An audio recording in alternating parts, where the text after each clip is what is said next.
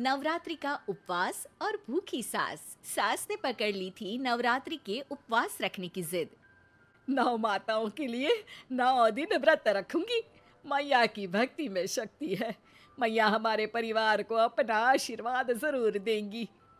लेकिन अपना शरीर तो देखिए माँ जी, आपका एक पाँव घर में रहता है और एक पाँव डॉक्टर के यहाँ। फिर से बीमार हो गई तो जय माता दी के साथ राम नाम सत्य भी। अरे राम राम राम, कैसी बातें कर रही हो बहू। राम नाम सत्य हो मेरे दुश्मनों का। मुझे व्रत रखने से मत रोको बहू। वरना देवी माँ नाराज हो जाएंगी। नहीं, तुम्हारी सासु माँ नाराज हो जाएंगी। अरे पर माँ, भूखे क्यों रहना है? देवी माँ थोड़ी ना चाहती होंगी कि उनके भक्त भूखे रहें। और आपकी तो सारी मनोकामना पूरी हो चुकी है ना माँ। लालच है बेटा, लालच बुढ़ापे में भी खत्म नहीं होती। अरे तुम चुप करो जी। तुम्हारी भी उम्र है भक्ति भाव करने की। ज्यादा बड़बड़ की ना तो तुमसे भी उपवास रखवा लूंगी। हाँ, अरे रौद्र रूप की उदाहरण कर रही हो मेरी माँ। रख लो व्रत। ठीक है माँ, बस अपनी हेल्थ का ध्यान रखना। अरे उसकी चिंता तुम मत करो बेटा। मैंने टीवी पे देख लिया है कि व्रत में क्या क्या खाने से शरीर में कमजोरी नहीं होती। अच्छा ही है, वरना ऐसा ना हो कि 9 दिन के बाद तुम मैया के द्वार की जगह सीधा हरिद्वार। अरे तुम मुझे हरिद्वार क्यों भेजना चाहते हो? क्योंकि अब तुम्हें मायके तो भेजने से रहा। बाबूजी, क्यों माँ को परेशान करते रहते हो? अच्छा माँ, ये बता दो कि आपको व्रत में खाने के लिए क्या क्या चाहिए होगा। सास के सामने सब हार जाते हैं। माँ के कहे सामान को बेटा लेकर आता है। नवरात्रि का पहला दिन है। नाश्ता कर लो, स्वस्थ रहो, मस्त रहो। मेरा व्रत से ध्यान भंग मत करो। अच्छा ठीक है ठीक है। भूख लगेगी तो मेरी तरफ मत देखना। आई बड़ी। तुम कोई खाना हो जो तुमको देखूंगी। आए बड़े। माँ जी, ये लीजिए आपका फरियाली मिक्सचर। इससे व्रत नहीं टूटेगा। अरे इतना सा? दिन भर भूखी रहने वाली हूँ, थोड़ा तो और ला दे। पर ये सब तो सपोर्ट के लिए होता है ना माँ जी, पेट भर के थोड़ी ना खाना होता है। करवा चौथ का व्रत नहीं रख रही हूँ जो कुछ ना खाऊं पीऊं। हाँ यार, ये तो मैंने सोचा ही नहीं। तुम इतने सारे व्रत रखती हो तो मेरे लिए करवा चौथ का व्रत क्यों नहीं रखती?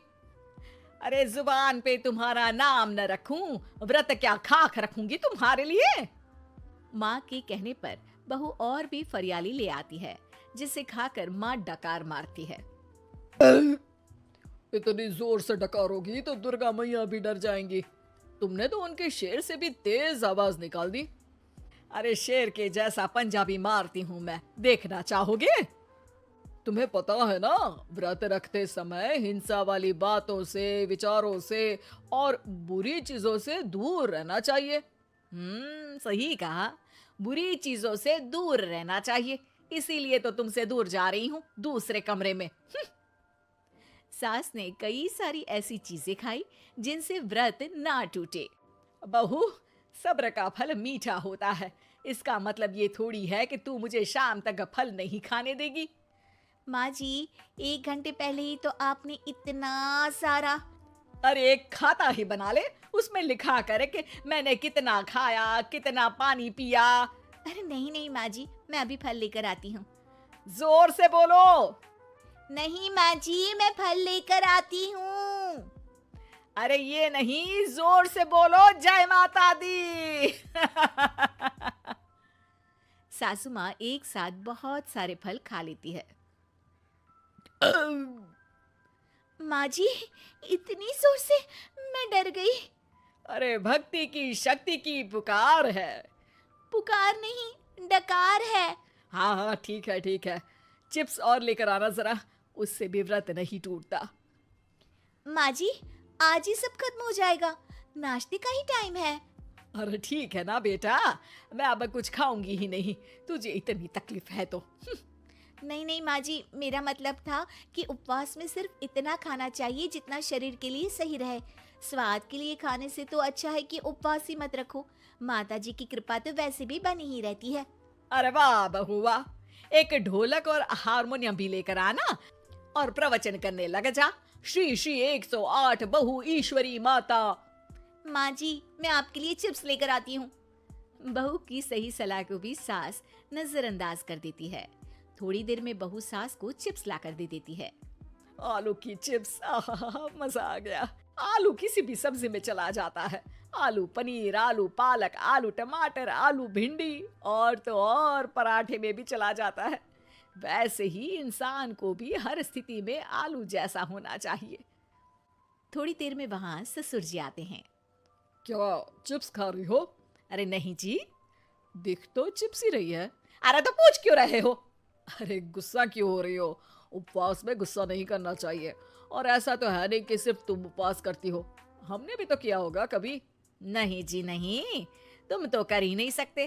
तुम उपवास में भी भेजा खाओगे और भेजा खाने से उपवास टूट जाता है। अच्छा, थोड़ी सी चिप्स मुझे दे दो, मन ललचा रहा है। नहीं, उपवास के लिए है। तुम अपना खाना खा लेना जो भी बने। पूरा दिन सास कुछ ना कुछ खाती रहती है। जैसे ही रात होती है, बस उपवास हो गया, अब मैं खाना खाऊंगी। जो दिन भर से खा रही थी उसको क्या बोलते हैं? बाबूजी क्यों माँ को परेशान करते रहते हो? अरे लड़के, तेरी माँ दिन भर से इतना खा चुकी है कि देश में भूखमरी की समस्या इसी की वजह से बढ़ रही है। और खाने की दिक्कत नहीं है, कितना भी खाए, लेकिन सेहत इधर उधर होती रहती है। कुछ ऊपर नीचे हो गया तो तेरी माँ खाने के बाद हाथ धोएगी और तू अपनी माँ से हाथ धो बैठेगा। अरे इत्तू सा तो खाया था, उपवास भी ना तोड़ू क्या? ठीक है, नहीं खा रही बस। अरे बहू, तुम ही बताओ, ये इत्तू सा मतलब कितना खाया है इसने? ना जी ना, मैं कुछ नहीं बोलूंगी। खाना दे रहे हो या नहीं, या 9 दिन बिना जल के उपवास रख लूं? देने के लिए धमकी अच्छी है, सुनने में भी डरावनी लग रही है, पर जैसे तुम्हारी जुबान में स्वाद का खून लगा है ना, तुम भूखी नहीं रह पाओगी। मैं कसम खाती हूँ जी। अरे देखो, कसम भी खाओगी तुम। अरे कुछ और दे दो इसको खाने को। ये ले, दाल चावल खा ले बस। डॉक्टर भी कहते थे कि माँ को आए दिन पेट से जुड़ी समस्या रहती है। बस इसी के लिए घर वाले पहले उन्हें उपवास नहीं करने दे रहे थे, लेकिन जब उपवास करने दिया तो माँ ने इतना फरियाली खाया कि घर वालों की चिंता बढ़ा दी। और जैसा कि घर वालों को डर था, अगले दिन उनकी तबीयत खराब भी हो गई। डॉक्टर को बुलाना पड़ा। अरे जितनी बार आप बीमार होते हो उस हिसाब से तो मुझे एक क्लिनिक आपके घर में ही खोल लेना चाहिए। या फिर क्लिनिक में ही इनका एक अलग कमरा बनवा देते हैं डॉक्टर साहब। बाबूजी, पिताजी, मेरे जनक, क्यों हमेशा मजाक करते रहते हो? डॉक्टर साहब, माँ का पेट खराब है। क्या खाया था? जो मिला, जो दिखा, सब कुछ। अरे बस भी करो जी। बस तो तुमको करना था खाते वक्त। देखिए, खाना अच्छी बात है और उपवास भी आदमी को रखते रहना चाहिए, लेकिन तब जब शरीर लायक हो। पहले दिन ही बीमार हो गई तो 8 दिन कैसे होगा? आप व्रत मत रखो और खाने पीने पे ध्यान दो। मैं गोलियां दे रहा हूँ। आप भी कुछ खाने को ही दे रहे हो? हाँ, इससे जल्दी ठीक हो जाएंगी। समझ गई हैं आप? अब तो ठीक ही होना है ना मुझे। जोर से बोलो। जय माता दी। जय माता दी। जय माता दी।